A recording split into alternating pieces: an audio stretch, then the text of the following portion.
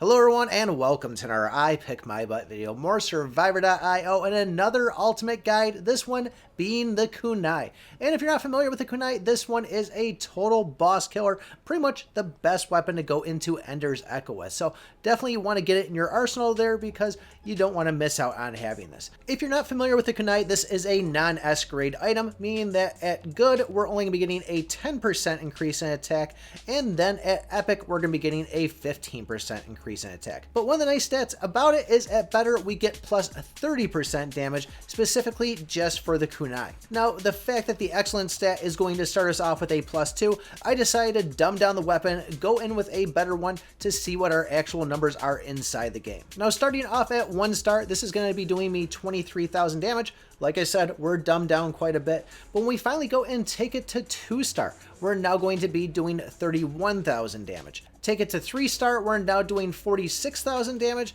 and then 4 stars, we're going to be doing 62,000 damage. We finally get it to 5 stars, we're going to be doing 87,000 damage. In order to evo the Kunai, we're going to need to grab the Koja Ninja Scroll, and this says that it gives experience plus 8%. And I want to make sure it's very clear here that this is not out of chapter experience, which you get your level for your hero. This is going to be in-game. This is going to be the little yellow bar up top that's going to allow that to speed up faster based by how much biofuel you can get. And a lot of people say this is kind of worthless ability, but if you are able to level this up pretty quickly in the beginning of the game, it is beneficial.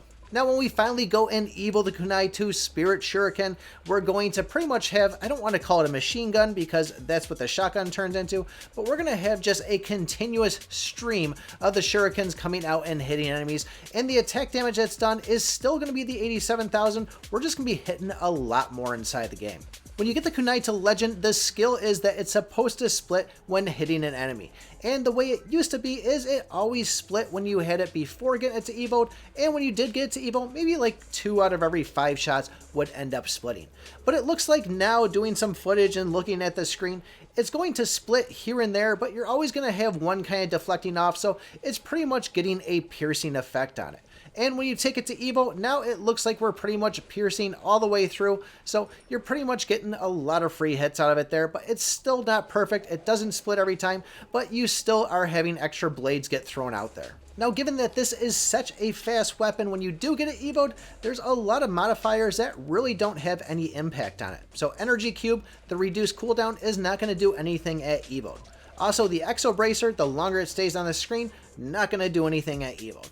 And then HE Fuel, which is going to extend the range. This is already a very long range item, so you're not really going to be able to see any difference in it. Now, the Ammo Thruster, that's a different story. This is going to speed up the attacks, meaning that by the time it leaves your hero to the time it hits the enemy is going to be faster, although this does not increase the amount of kunais that come out, it's just making them shoot out faster. So really the only way you're going to be getting extra DPS out of it is based by the enemies getting hit and having the chance of getting hit being more likely in case they're running. Now, speaking of running, this weapon really has no safety net to it, so pretty much your only defense is running inside the game. But that's okay because this is an auto attack item, so you're going to be constantly moving around and you really don't have to worry about aiming at all, so that takes off a lot of the heat in battle. But because we don't have any of those defensive skills, and because this is so focused on going after bosses, well, we gotta take care of the mobs. Yes, if you are going into Enders, you're gonna be wanting to build totally different, full DPS stuff, but for everything else inside the game, we wanna really focus on those mobs. So, as I said, Guardian, that's gonna be a huge one. If you have the tech part for the Molotov, it is an insane ability. We made a guide all about this, or a video about it. That is a great late game damage dealer. It puts out high damage. If you look at your stats at the end of the game, those last 2 minutes, that's where the Molotov really shines. So if you have the tech part, that's another one that's great to equip. The Soccer Ball, another one, kind of keep them away from you, bouncing out, especially when you get to Quantum Ball. And Brick is another one too, for kind of just pushing everything away. Those are kind of the big ones I like to get with this. And this wouldn't be an I Pick My Butt video if I didn't say I usually grab drones with this because I have the tech part and the drones are OP. But another good one to go for is the drill pre-evo. It's an insane amount of damage dealt to mobs themselves. If you do get to evo, no big deal because, as I said, we're going to have that ammo thruster in there, which will be a big help. As I said, cooldown isn't going to make any difference in this at all, so just throw that Trinity Charm right out. Slap on the Eternal Gloves and Eternal Necklace if you have it. That's how I'm doing the big damage inside the game.